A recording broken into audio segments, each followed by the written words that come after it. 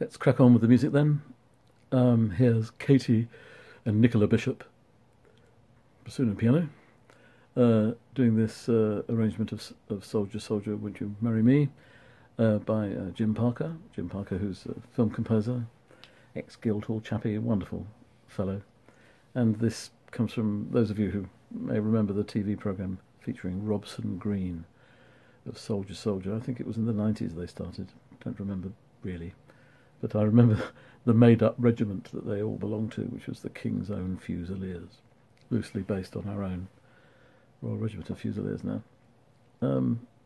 Anyway, the song used to be sung by soldiers long ago, so what a wonderful evocation of times past, and what a wonderful bassoon sound and familial ensemble. Soldier, Soldier.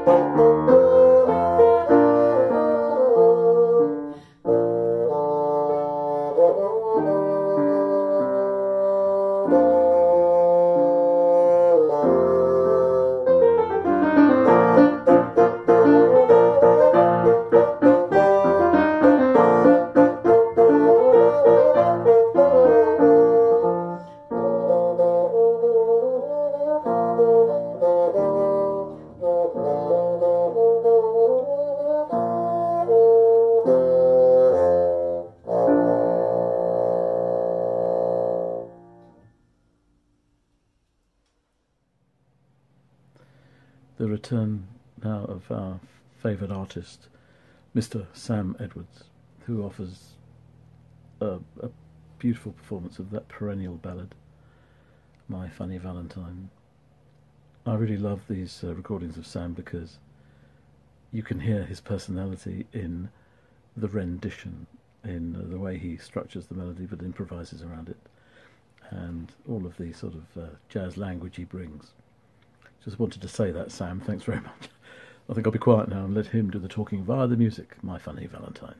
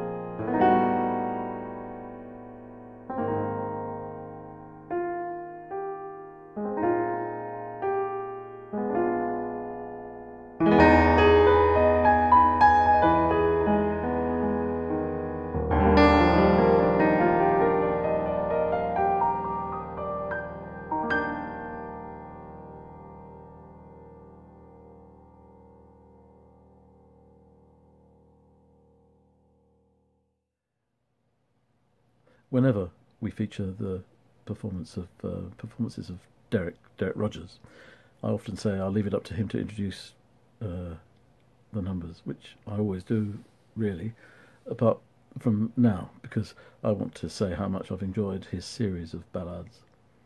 The Opus 10, this is the last of the set of 4, and they come from a period in his life early on, really, when he first became enamoured of Clara Schumann, and the youthful exuberance, at the same time the sense of, I think, pathos in these pieces is discernible. I just wanted to mention that because we complete the set today. Derek, I'm sure you have much more intelligent things to say and to play. Let's have Ballade, Opus 10, number 4. Today I'm going to record number 4 of the Brahms 4 Ballades, Opus 10.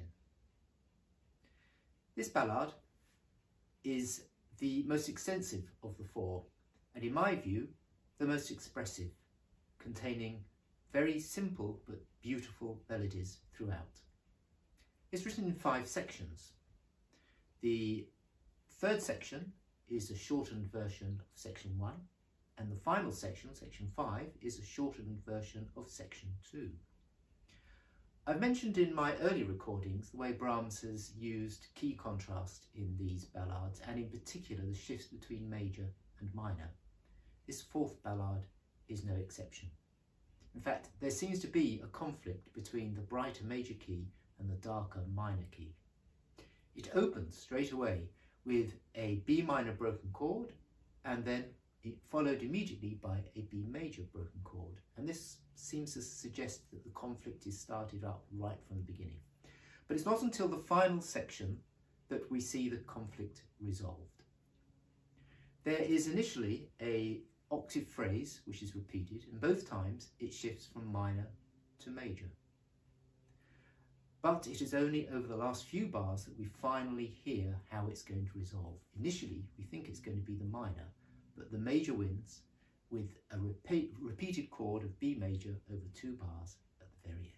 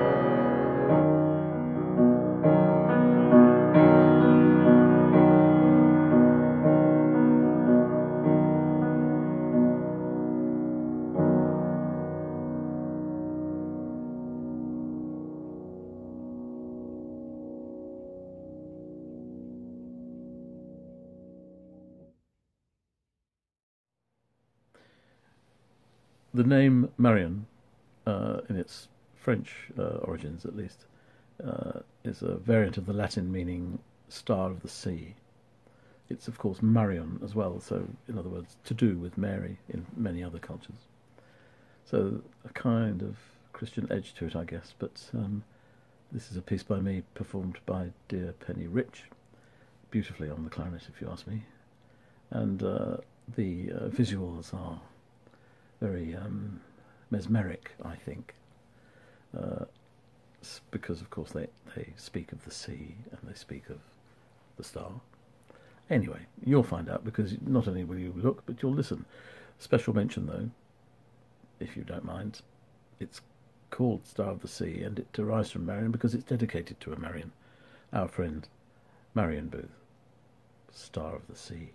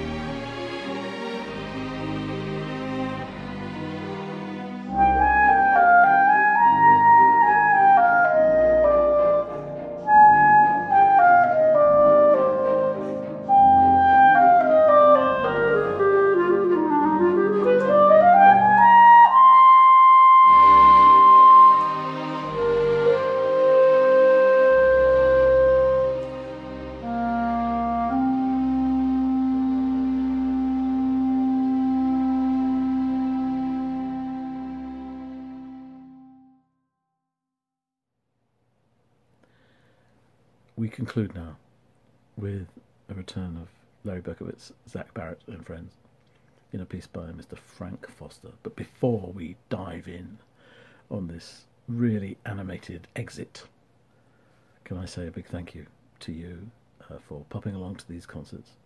We're looking forward now, as the tension increases in announcements, towards our eventual release into the world, and moments when you and I and everyone shall meet in the flesh, God willing, in theatres across the land. Looking forward to it enormously. Thank you very much for being here as usual. Looking forward to see you in the flesh one day soon. Nothing else to say really, except take it away, Larry, Zach and others, in a piece called Shiny Stockings.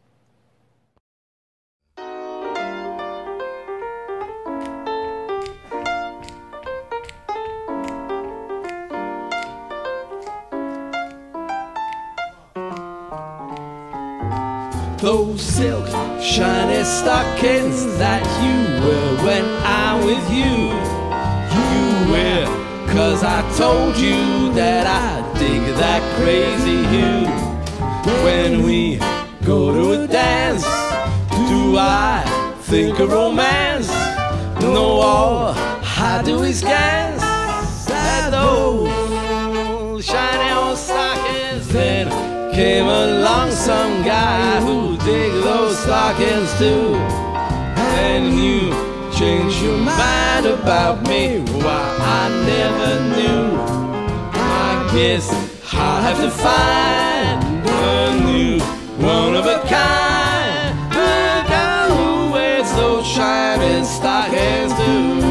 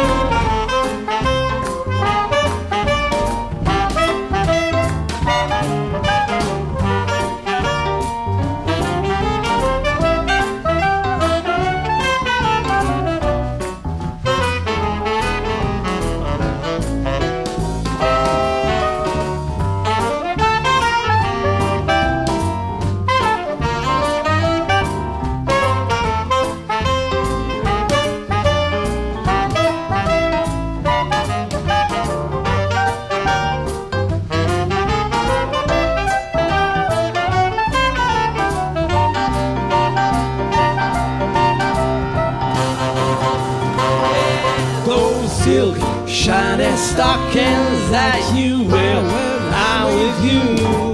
You wear, 'cause I told you that I did that crazy hood. When we go to a dance, do I think of romance? No, all I do is glance at those shiny old stockings. came along some guy who digged those stockings too. And you changed your mind about me. Why?